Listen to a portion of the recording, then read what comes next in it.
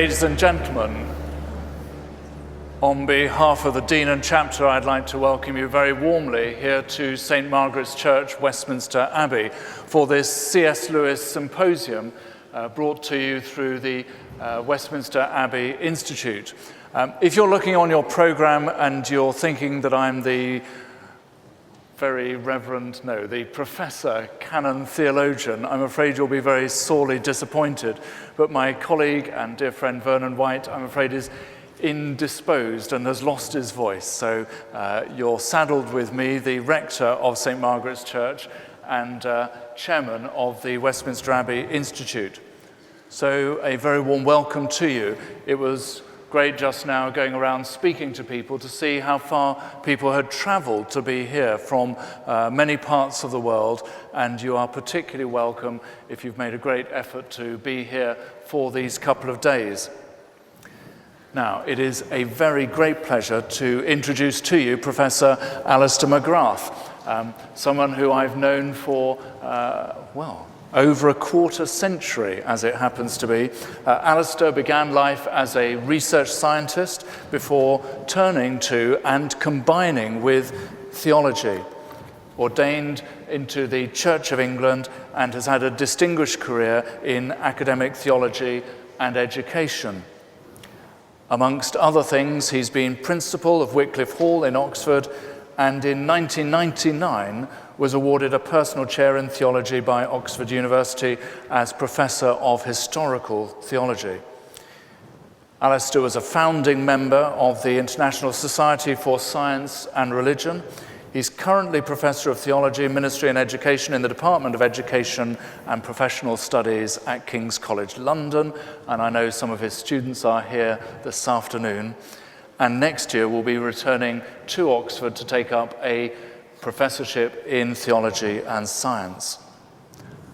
Alister has spoken and lectured widely in the UK and much further afield, and has published greatly on CS Lewis and on other topics: the twilight of atheism, the Dawkins delusion, Dawkins' God, the meaning of life, and the scientific theology.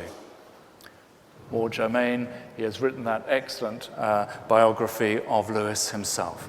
So please will you join me in welcoming Professor Alister McGrath. Thank you very much.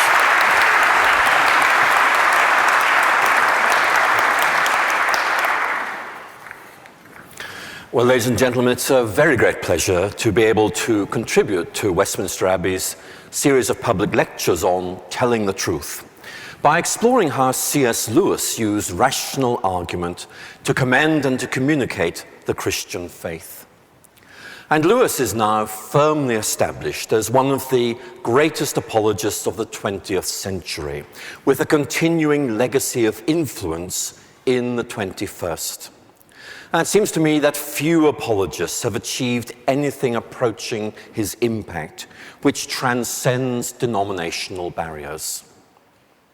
Lewis was British and a layman of the Church of England, and the decision to honour him here at Westminster is an important reaffirmation of his cultural and religious identity, here at the heart of Britain's religious and political establishment. Lewis's genius is such that he is loved and valued far beyond the confines of Great Britain and the Church of England. Yet, as the recent anniversary events here in Britain have made abundantly clear, attendances have been huge. Lewis is both remembered and admired here in Great Britain and especially in the Church of England. But there's more to Lewis's reach than this. Lewis appeals to both what I might describe as fans and to academics. If I might borrow a phrase from John Chrysostom, an early 5th century Archbishop of Constantinople, his works are such that children can paddle in them and elephants can swim in them. The point that Chrysostom was making was that the Bible, or more accurately, John's Gospel, could be read and appreciated at multiple levels, both popular and academic. And that, I think, is certainly true of Lewis. Lewis is read and loved by a wide readership. Yet this anniversary year has marked an important transition in that Lewis is now being taken with increased seriousness by academics, especially at Oxford and at Cambridge. Many of you, I think, will have read Rowan Williams's brilliant engagement with Narnia. And surely it's significant that one of the world's greatest theologians and a former Archbishop of Canterbury, who is now master of Lewis's old Cambridge College, should take such delight in Narnia and help us to find such new depths of meaning within it. Now, it seems to me that this recognition is long overdue. The foundations for this recognition, I think, were laid back in 1946, when the ancient Scottish University of St Andrews awarded Lewis the honorary degree of Doctorate of Divinity. And Professor Donald Bailey, Dean of the university's Faculty of Divinity, declared that Lewis had, and I quote, succeeded in capturing the attention of many who will not readily listen to professional theologians, and that he had, again I quote, arranged a new kind of marriage between theological reflection and poetic imagination.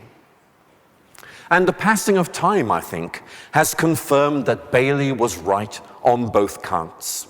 Perhaps, to use a musical image, Lewis is better seen as an arranger rather than a composer. But the fact is that some of his theological arrangements and variations and themes seem to have captured the popular imagination where the originals did not. So, what is Lewis's approach to telling the truth? And why has it been so successful and influential? In this lecture, I'm going to explore Lewis's distinctive understanding of the rationality of faith, which emphasizes the reasonableness of Christianity without imprisoning it within an impersonal and austere rationalism. Lewis himself was an atheist as a younger man, convinced of the fundamental irrationality of Christian faith and its incapacity to accommodate the brutality and senselessness of the Great War, in which he himself fought from 1917 to 1918. Yet Lewis's early decision to limit himself to a rationalist worldview proved to be imaginatively sterile and uninteresting, leaving him existentially dissatisfied. It became, I think, clear to Lewis that pure reason offered him a bleak intellectual landscape that he could not bear to inhabit. Yet this, his reason insisted, was all that there was. To believe otherwise was pure fantasy. But Lewis's imagination taught them that there had to be more. And I quote now some very well-known words from Surprised by Joy. Nearly all that I loved, I believed to be imaginary. Nearly all that I believed to be real, I thought grim and meaningless. Now, Lewis's study of English literature at Oxford, especially the poetry of George Herbert, left him with gnawing doubts about his atheism. Herbert and others seemed able to connect up with a world that Lewis was tempted to dismiss as illusory, yet which nevertheless haunted his imagination. Again, I quote from Surprised by Joy. On the one side, a many-islanded sea of poetry and myth. On the other, a glib and shallow rationalism. Might, Lewis wondered, the deepest intuitions of the imagination challenge the shallow truths of his dogmatic reason, and perhaps even triumph over it? So how did Lewis break free from this rationalist prison? Lewis's understanding of the reasonableness of the Christian faith rests on a distinct way of grasping the rationality of the created order and its ultimate grounding in God.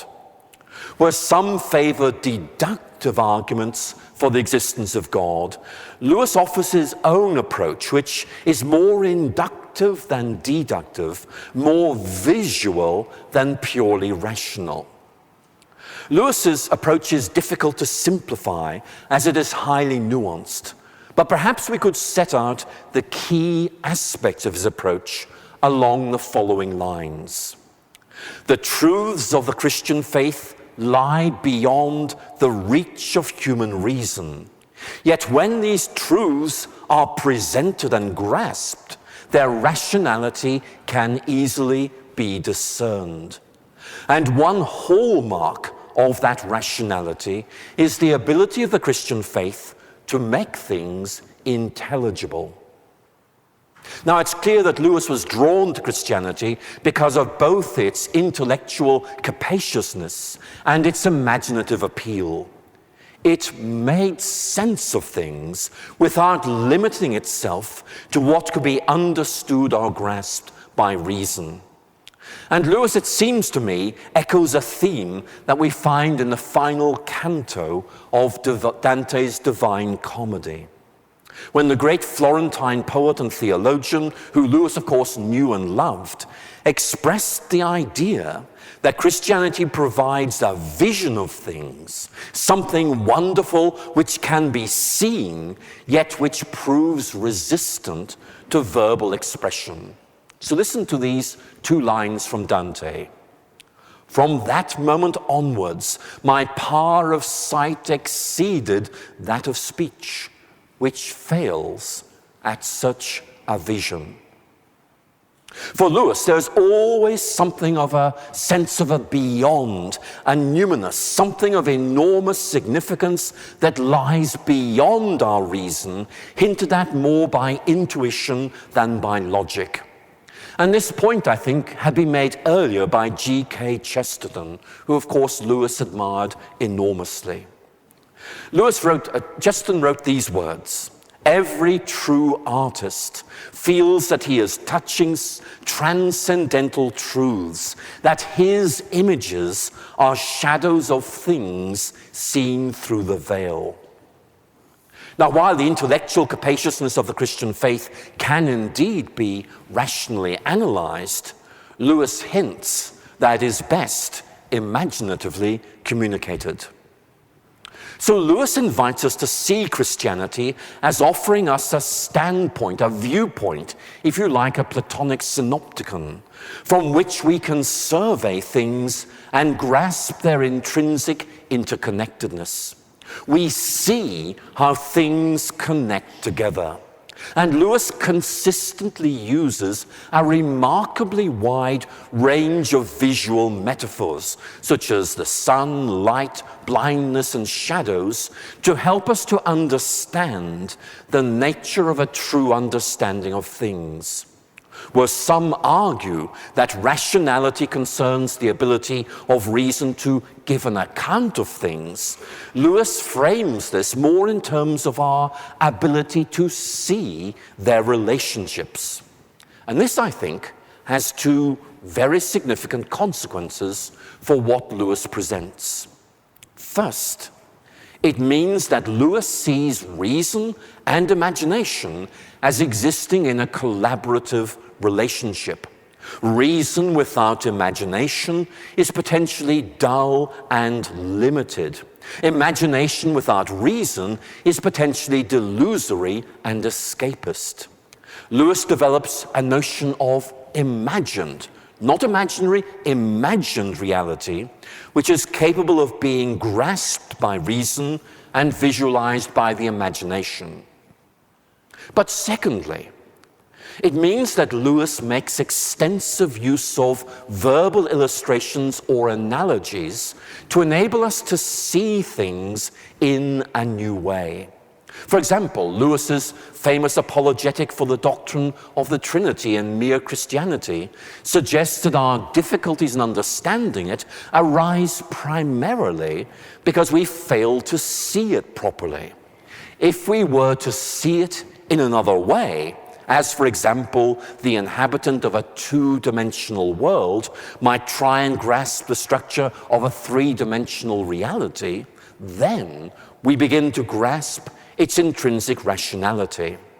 And Lewis's apologetic often takes the form of a visual invitation, or indeed even imperative.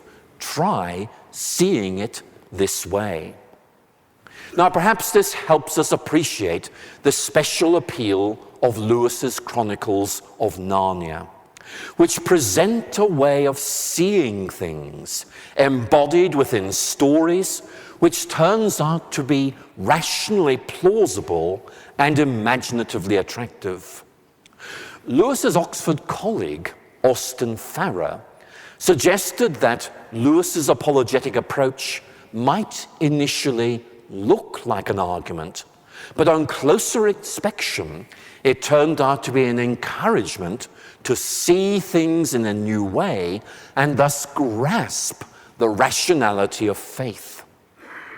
Lewis, Farrer suggested, makes us think, and I quote from Farrer at this point, we are listening to an argument, when in reality we are presented with a vision, and it is the vision that carries conviction.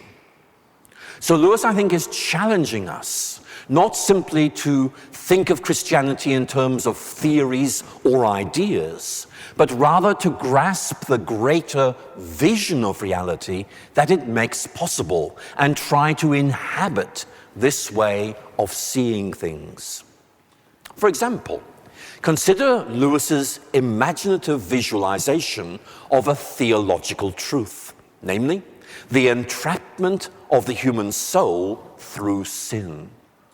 We find Lewis illustrating this very powerfully in The Voyage of the Dawn Treader.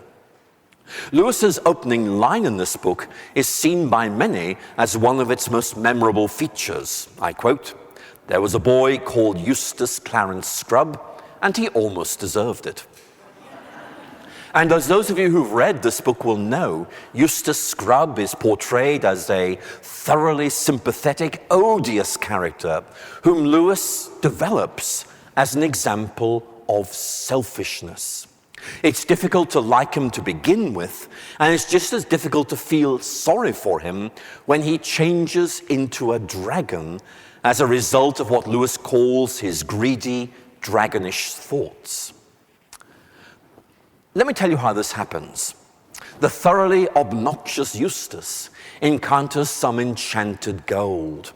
He believes that this will make him the master of all things, but instead it masters him. Lewis, as you know, loved Old Norse mythology and borrowed the Norse story about the greedy giant Fafnir, who turned himself into a dragon to protect his ill-won gain. So Eustace becomes a dragon. Now, having become a dragon, how does Eustace stop being a dragon? And Lewis, in a vividly stimulating passage, presents Eustace's initial transformation into a dragon and then his subsequent undragoning as a double transformation that reveals both Eustace's selfish, fallen nature and the transforming power of divine grace. And in The Voyage of the Dawn Treader, Lewis provides a brilliant description of Eustace realizing to his horror not simply that he's become a dragon, but that he cannot break free from this entrapment. He frantically tries to scratch off his dragon's skin, yet each layer he removes merely reveals yet another layer of scales beneath. Eustace discovers he simply cannot break free from his prison. He is trapped. But salvation lies to hand. Aslan appears and tears away at the dragon flesh with his claws. And when the scales are finally removed, Aslan plunges the raw and bleeding Eustace into a well from which he emerges purified and renewed, with his humanity restored. The storyline is dramatic, realistic, and shocking. But the power of the narrative brings home the Christian themes that Lewis believed could not be described as effectively through a series of well-intentioned theological lectures. And while Lewis drew his dragon imagery from Norse mythology, the story of the undragoning draws on the rich ideas and imagery of the New Testament. So what are we to learn from this powerful and shocking story so realistically depicted? As the raw, challenging imagery of Aslan tearing at Eustace's flesh makes clear, Eustace has been trapped by forces over which he has no control. The one who would be master has instead been mastered.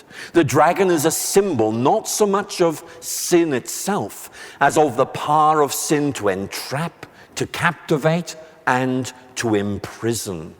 It can only be broken and mastered by the Redeemer. Aslan is the one who heals and renews Eustace, restoring him to what he was intended to be. The immersion of Eustace in the water of the well is immediately familiar, picking up on the New Testament's language about baptism as dying to self and rising to Christ.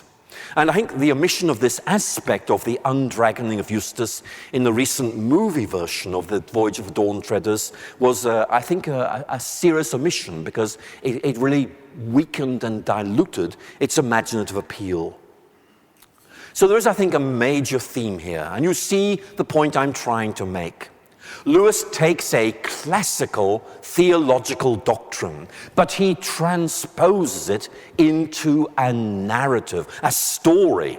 This narrative is to be embraced imaginatively and not simply understood rationally. Lewis breathes new life into a traditional doctrine by inviting us to see it. We are shown what sin is all about, not told about it. Now, although some have tried to force Lewis into a purely rationalist way of thinking, this doesn't really do him justice. Lewis doesn't really try to prove the existence of God on a priori grounds. Instead, Lewis invites us to see how what we observe in the world around us and experience within us fits into the Christian way of seeing things. And Lewis often articulates this way of seeing things in terms of a myth.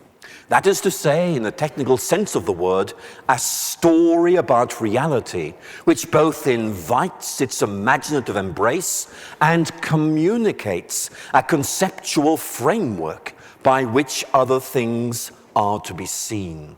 The imagination embraces the narrative of the myth, but reason consequently reflects on the contents of the myth. So how does this approach to the reasonableness of faith work out in practice? Let's consider Lewis's celebrated argument from desire, exploring both its rational structure and its imaginative appeal.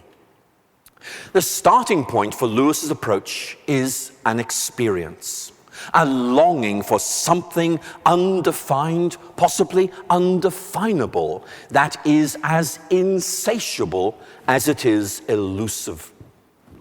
And Lewis sets out versions of this argument at several points in his writings, including, incidentally, the Chronicles of Narnia.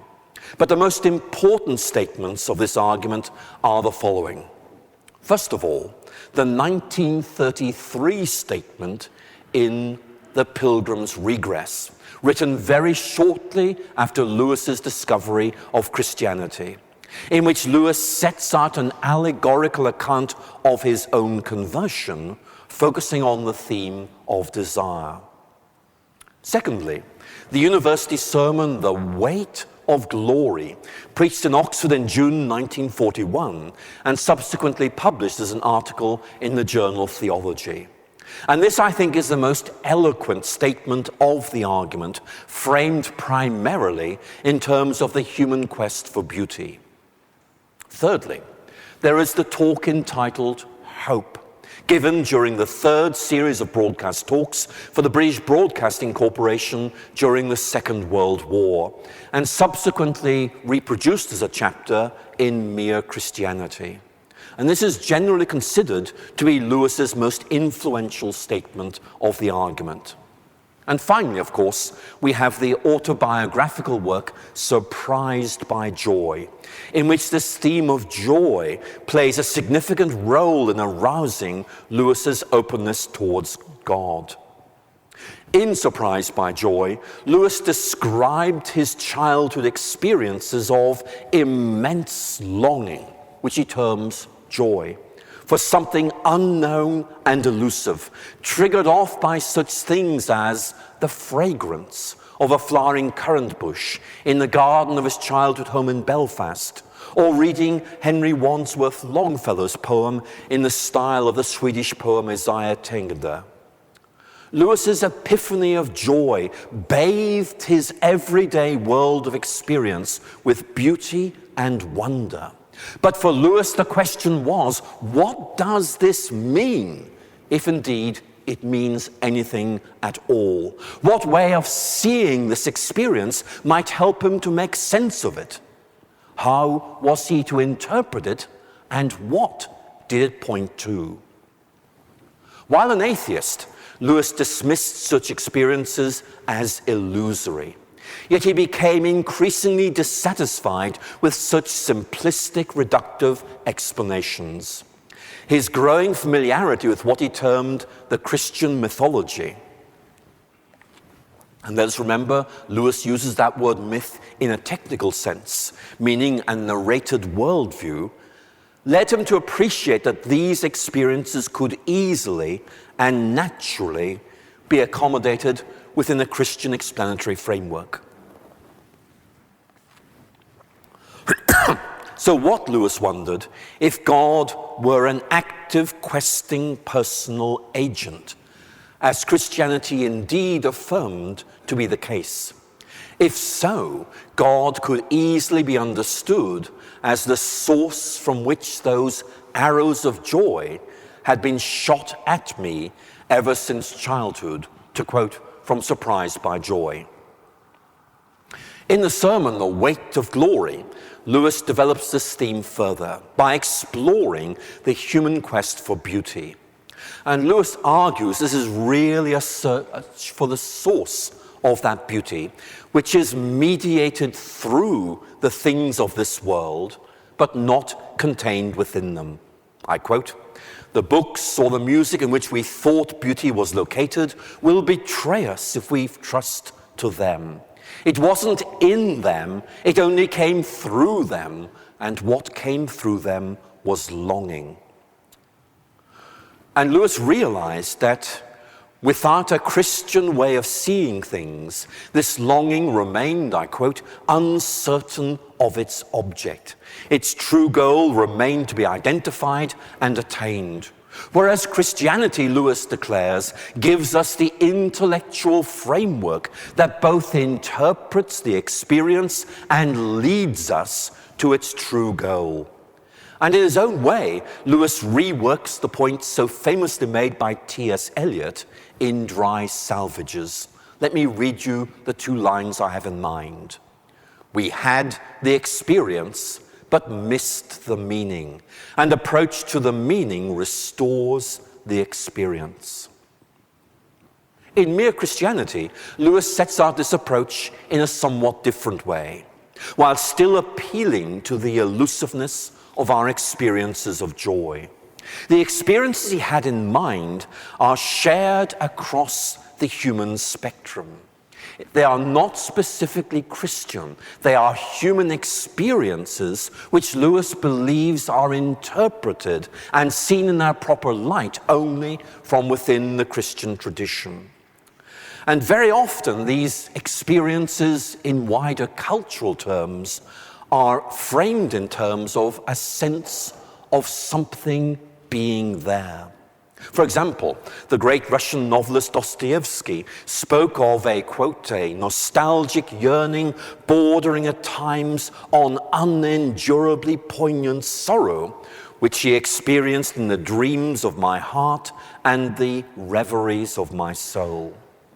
But more interestingly, perhaps, here in the United Kingdom, Bertrand Russell, one of the most articulate and influential British atheist writers of the 20th century, put a similar thought into words.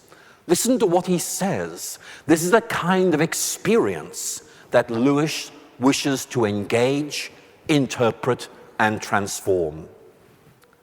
The center of me is always and eternally a terrible pain, as something far beyond what the world contains, something transfigured and infinite. The beatific vision, God, I don't find it. I don't think it is to be found, but the love of it is my life.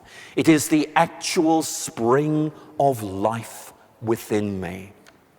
And Bertrand Russell's sense of something powerful, something elusive, something that we want to embrace and grasp, is the driver behind Lewis's argument. Now, Russell's daughter, Catherine Tate, realized that Russell was rather contemptuous of organized religion, but she took the view that her father's life was really an unacknowledged, perhaps disguised search for God. Let me quote you from one of her letters. Somewhere at the back of my father's mind, at the bottom of his heart, in the depths of the soul, there was an empty space that had once been filled by God, and he never found anything else to put in it. And she wrote that Russell was now haunted by, I quote, a ghost-like feeling of not belonging in this world. Now, my point is that these are the kinds of experience to which Lewis appeals, a sense of hovering on the brink, of discovering something of immense significance, linked with a sense of sorrow and frustration when what seemed to be so close tantalizingly disappears. Like smoke, it just can't be grasped. And Lewis put it like this. There was something we grasped at in that first moment of longing which just fades away in the reality. So what does this point to? What does it mean? In Mere Christianity, Lewis concedes that some might suggest that this frustration arises from looking for its true object in the wrong place. Or that some might say that since further searching will only result in repeated disappointment, there's simply no point in trying to find something better than the present world. But Lewis suggests that there is a third approach, a Christian approach, which recognizes that these earthly longings, I quote, are only a kind of copy or echo or mirage of our true homeland. Since this overwhelming desire cannot be fulfilled through anything in this world, this suggests to Lewis that its ultimate object must lie beyond this present world. And let me quote you again from Lewis. If I find in myself a desire which no experience in this world can satisfy, the most probable explanation is that I was made for another world. Now here, as throughout his apologetic writings, the starting point of Lewis's approach doesn't lie with the Bible or the Christian tradition, but with shared human experience and observation. How do we make sense of things? Lewis's genius as an apologist lay in his ability to show how a viewpoint which was derived from the Bible and the Christian tradition was able to offer a more satisfactory explanation of common human experiences than its rivals, especially, of course, the atheism he had once himself espoused. So Lewis's apologetic approach is to identify a common human observation or experience and then show how it fits in naturally and plausibly within a Christian way of looking at things. For Lewis, Christianity provides a big picture, an intellectually capacious and imaginatively satisfying way of seeing things.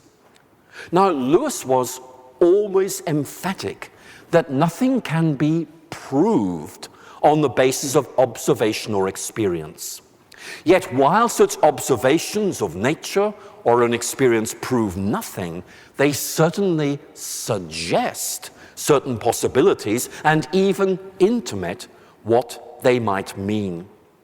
Now that's what Lewis is getting at in an interesting passage in the Four Loves. A true philosophy, he writes, may sometimes validate an experience of nature. An experience of nature cannot validate a philosophy. Nature will not verify any theological or metaphysical proposition. She will, however, help to show what it means. Now, I think that's a very important point. I think Lewis echoes here G.K. Chesterton, who once remarked, I think extremely clearly and perceptively, and I quote, "The phenomenon does not prove religion, but religion explains the phenomenon." So Lewis's approach could be framed like this. Christianity holds that the natural order, including our own reasoning, is shaped by the God who created all things. As Augustine of Hippo and Pascal had argued before him, Lewis affirms that the absence of God causes us to experience longing, a yearning for God, which we misinterpret and misunderstand as a longing for something that is located within the finite and created order. And conversion is thus, if I could put it like this, partly about a semiotic transformation. When we realize that something we believe to be pointing to one thing, in fact points to something rather different. We could set out Lewis's argument more formally like this. We experience desires that no experience in this world seems able to satisfy. Yet, Christianity tells us that we are made for another world, and when things are seen in this way, this sort of experience is exactly what we should expect. The appeal is not so much to cold logic as to intuition and imagination, resting on an imaginative dynamic of discovery. Lewis invites his audience to see their experiences through a set of Christian spectacles, and notice how these bring what otherwise might seem to be fuzzy or blurred into sharp focus. For Lewis, the ability of the Christian faith to accommodate our experience so naturally and so easily is an indication of its truth. So as Lewis states this approach from desire, it's not really an argument.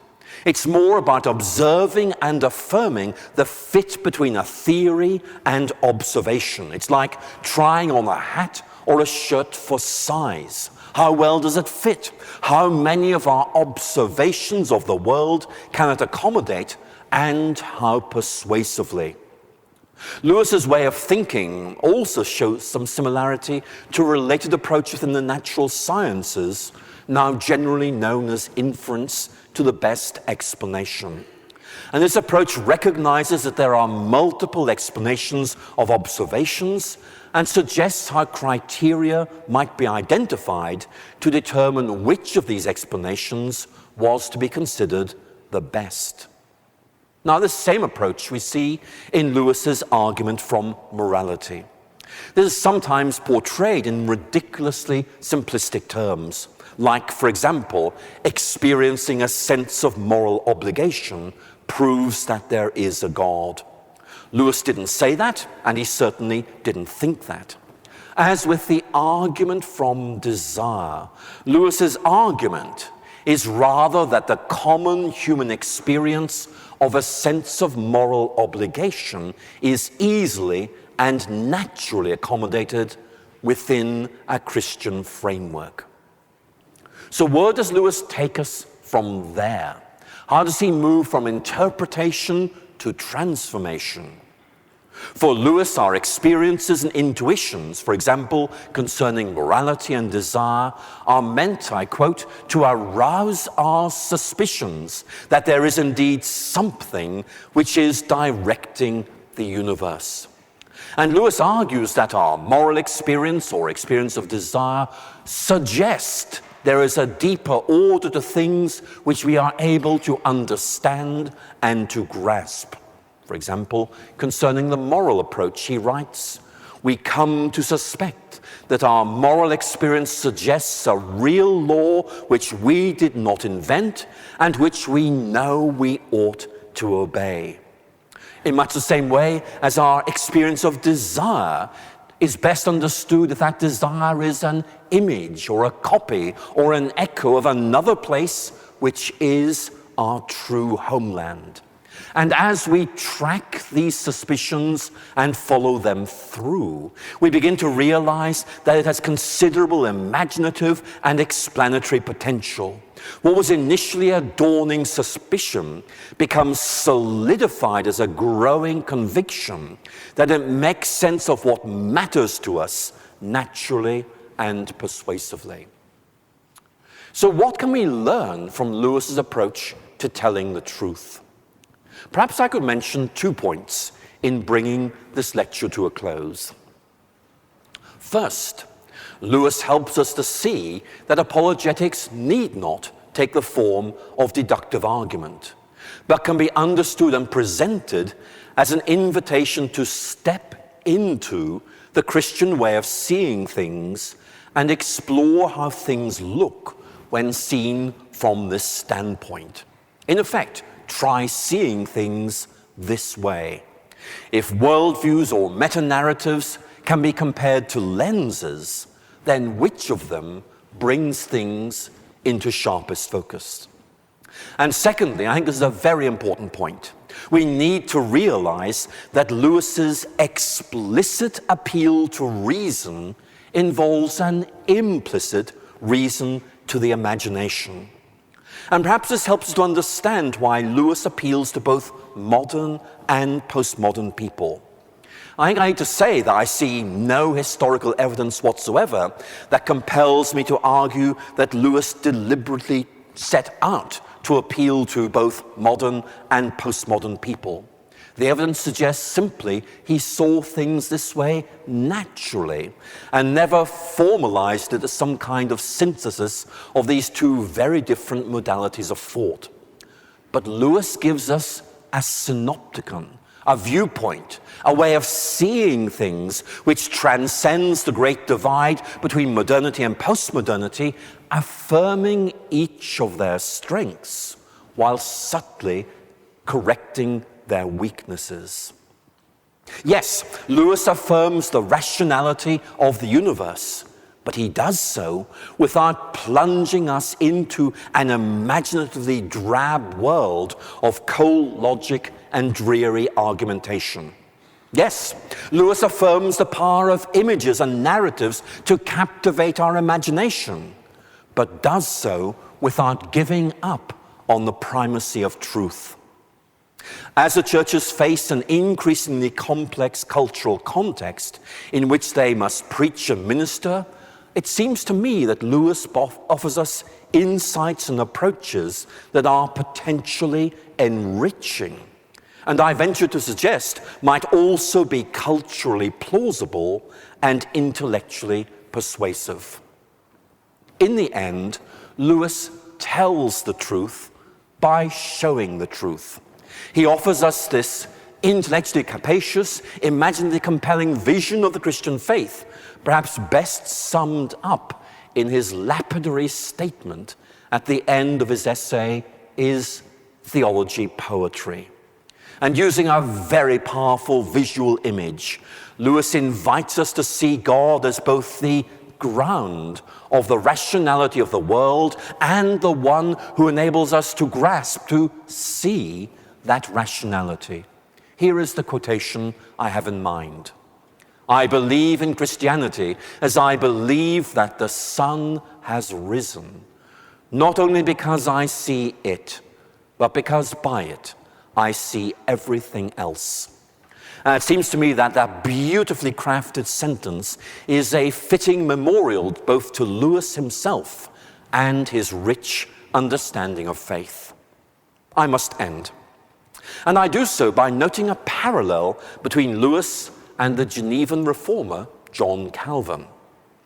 Neither Lewis nor Calvin had any children, although both were stepfathers to children from their wives' earlier marriages. When Calvin was mocked by his critics for having no children, he offered an intriguing rebuttal. Anyone, he wrote, who read his books and came to share his way of thinking was his child. And when seen that way, Calvin turned out to have had rather a large family. I think the same is true of Lewis. Many of us find that our ways of thinking have come to be deeply shaped by Lewis. To put it another way, we share something of his intellectual DNA. Those of us gathered here today are Lewis's children, meeting for a family celebration. Not one of us here today is a physical descendant of Lewis, but we are all linked to him through our imagination and our reason. And I think we all share in the delight of this family occasion, made possible both by the generosity and discernment of this great institution, Westminster Abbey, thank you, and also by the genius and talent of CS Lewis. May both institution and person flourish in the next 50 years. Thank you so much for listening.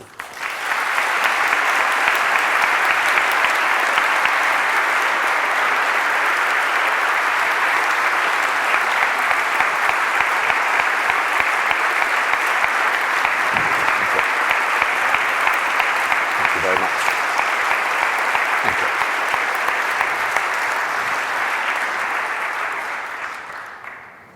Now we just have 5 minutes or so for any questions from the floor. I'll just remind you again that questions for this evening should be written, but questions now from the floor, just for 4 or 5 minutes, and we have 2 microphones going around, and I'll just point to a couple of people and then hand over to Alister. So fire away. There's one there.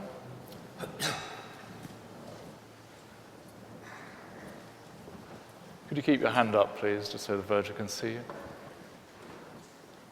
Thank you for your presentation. Simple question in modern London. How do we take Lewis's arguments and use it in our communication of the Christian gospel? Would you say there's some particular lessons here to be learnt for preachers and for missioners? Well, I think the answer is yes, and let me just map out some things I think that Lewis does very, very well, which I think we can do as well. And maybe Lewis did these very well a generation ago, and we might need to do them slightly differently today, but I think his example is still very, very helpful. Number one, Lewis is extremely good at cultural translation. By that, I mean taking the ideas, the images of the Christian tradition and interpreting, explaining them, rephrasing them in terms that are able to connect up with our culture. And Lewis, I think, learned that the hard way when he gave these lectures at Royal Air Force bases during the Second World War. But I think what Lewis realized was that there was an increasing lack of understanding of Christian vocabulary in mainline culture, and that really the church and ordinary Christians had to do some legwork to be able to explain these things. I think that's part of it. He does those very well in Mere Christianity. Secondly, I constantly emphasize Lewis shows, not simply tells.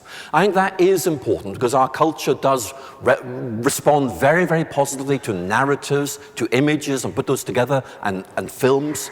And I think that in many ways what Lewis does is give us stimulus to think. What stories might we tell to make this point? Lewis gives superb stories which help us grasp what the incarnation is about. He gives images of water lilies which help us grasp something of the doctrine of the Trinity. I think in many ways Lewis is saying to us, well, use these if they're helpful, but actually maybe you need to devise narratives and images that connect up with where we are today. So I think Lewis both does the thing well himself, and we can use him, but there is a sense of transferred responsibility where in effect we have to work out how we would do this 50 years after Lewis's death. And I think that's an enriching challenge, which I think will bring out the best in us, and I very much hope we'll rise to it. Thank you. For those of us who are from church backgrounds that are low and unadorned, how do we help people overcome the traditional suspicion of the arts, and particularly of poets, who of course are all liars according to Greek philosophy? How do we overcome that so that we might engage imagination more widely within our churches as well as within our work with those beyond the church? Well, I think that's a very good question. And as always, there are two ways you can do this. You can do this by arguing for this in terms of good, scholarly arguments for this being a very appropriate way ahead. But actually, in many ways, the best argument might simply be pragmatic. Lewis shows us these approaches work. And I realize that sounds a dangerously simplistic argument, but there is a sense in which Lewis in effect came to that conclusion by a very rich scholarly route. So I think actually one of the things I would say is that the great success of Lewis itself requires explanation. And one of the explanations for that success is that Lewis used language, used imagery, used stories so successfully, and actually was able to connect up with a generation who didn't really get very much out of what Lewis called stained glass presentations of Christianity. And I think that one of the things that Lewis does is simply say to us, look, these approaches have a lot to offer. And Lewis himself did this, and I think invites us to think how we might do it even better.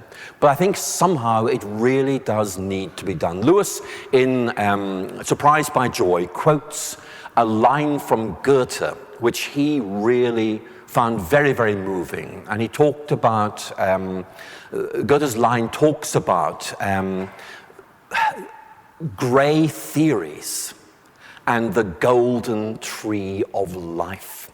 And the point that Lewis is making is that Christianity is all about a living reality that's incapable of being reduced to theories, even though theories can help us grasp something of it.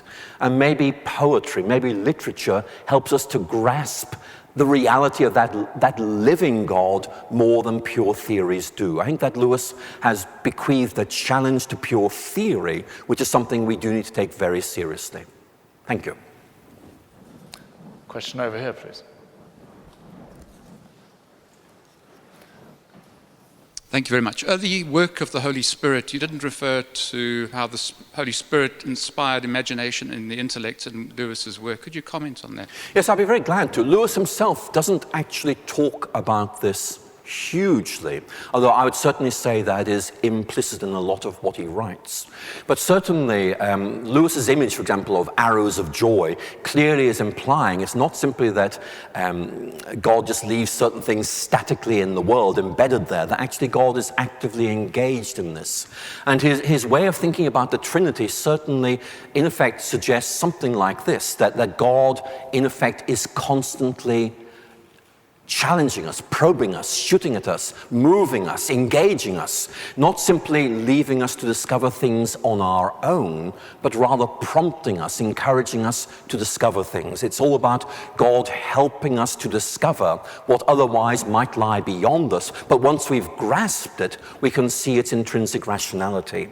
So Lewis wasn't a charismatic in any sense of the word. He wasn't really a theologian of the Holy Spirit, but he is someone who grasps that the Christian vision of God is not static like William Paley's God, who simply hangs around in heaven and watches us amusedly while we try to make sense of things. For Lewis, God is one who intervenes, who is engaged, who makes himself present. Lewis on incarnation is, I think, very, very strong.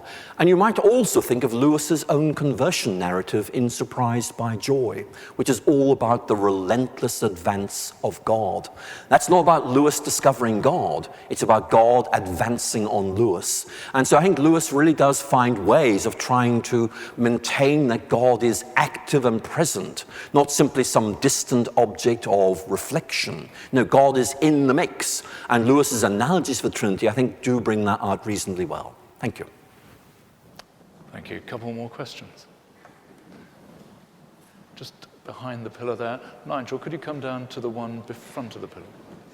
In my research on social media, I found that the last quote you shared from Lewis, I believe in Christianity as I believe that sun has risen, has turned out to be his most shared and liked quote in social media. Can you tell me why you feel like that exact quote of all his quotes resonates so strongly 50 years after his death? I like that question very much. Looking at the history of Lewis reception, this has not always been the case. And I have not done the detailed research necessary, but I actually sense it's in the last 10 or 20 years that quote really has emerged as being so significant. But I mean, I'm happy to be challenged on that, but that's my perception. Why do I like it so much? Well, first of all, I think it's a very well-crafted sentence. I mean, most of Lewis's sentences are quite good, but that one I think has a particular, you probably know this, but when Lewis was writing his book on Milton, one of the things he emphasized was you need to hear Milton read aloud. To appreciate a poet, you don't just read, you have him read aloud. And I think Lewis read that aloud, and I think actually it works quite well when it is read aloud. But it's the conceptual basis that I think is just so splendid. If I were a philosopher, I would say God is both evidenced and evidencing. And you would probably say, that may be true, but I haven't understood you, and and I think I might want to argue with you anyway. But I mean, Lewis's sentence actually is saying that. It's saying, look, the belief in God is a grounded, warranted belief, and it's also a belief which has explanatory capacity.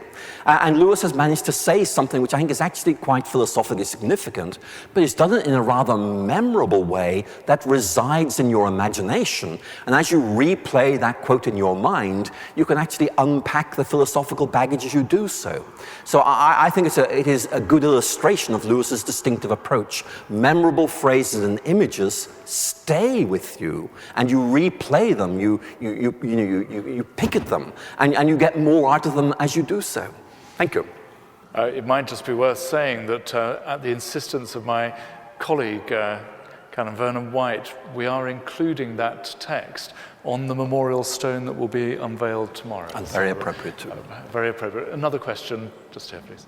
I was wondering, do you know of any Christian writers today who are integrating reason and imagination like Lewis did? Basically, are there any successors to Lewis today that you know of? Well, I think we could spend quite a long time on this, and indeed I think our next lecture will probably persuade you admirably that there are people who are doing precisely this today.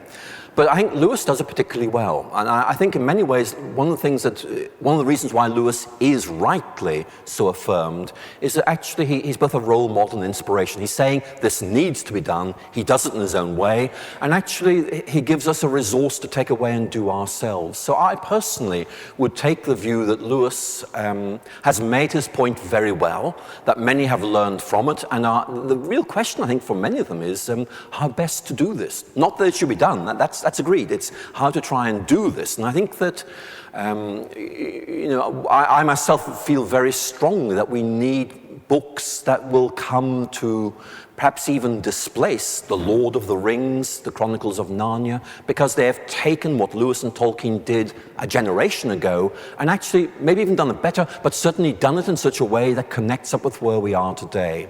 So I think Lewis has bequeathed us not simply his own works, but a method, and the method can be taken and used still further. Thank you. Well, Big Ben has just chimed 3 o'clock, which is our signal to draw stumps for this particular part. Alister, I just want to say to you that in telling us the truth about truth through rational argument, you have been an exemplar of CS Lewis, because you've not only told us it, you've shown us it. And in the words that you gave us at the early part of the lecture, the children among us have been able to paddle at the edges, and those of the elephants have been able to swim and dive right in. That has been a terrific start, and we'd like to thank you for your contribution. I must come here more often. Thank you. Thank you very much.